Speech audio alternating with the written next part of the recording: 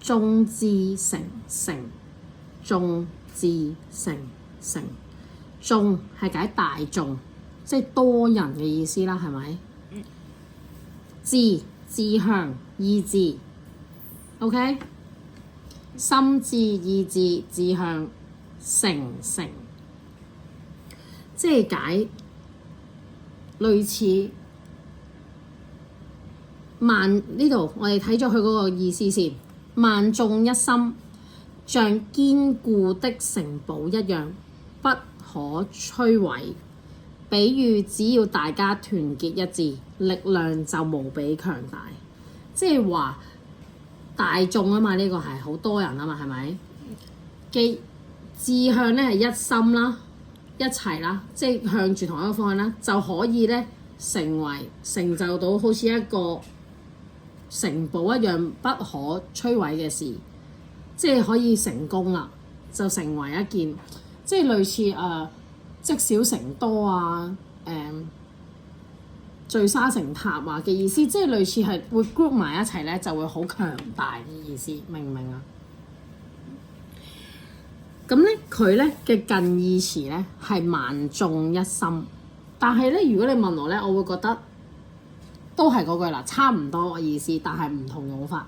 萬眾一心咧，其實咧眾志成城嘅前面呢兩個字咧已經係噶啦，即係佢哋 group 埋一條心嘅意思啫嘛，係咪？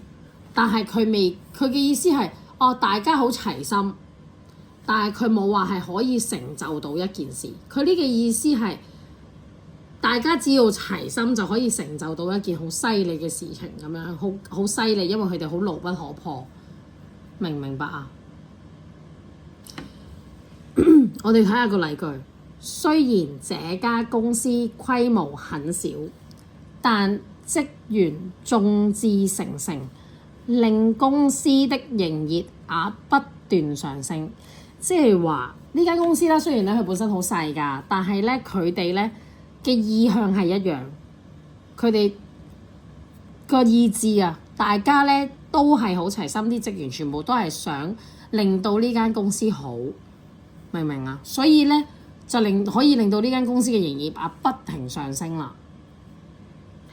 呢一個例句咧，與人合作時，只要大家眾志成城，就能克服困難，把事情做好。佢嘅意思就係要大家齊心，係咪？但係你問我，咁呢一句可唔可以用萬眾一心呢？我就覺得唔可以嘅。點解呢？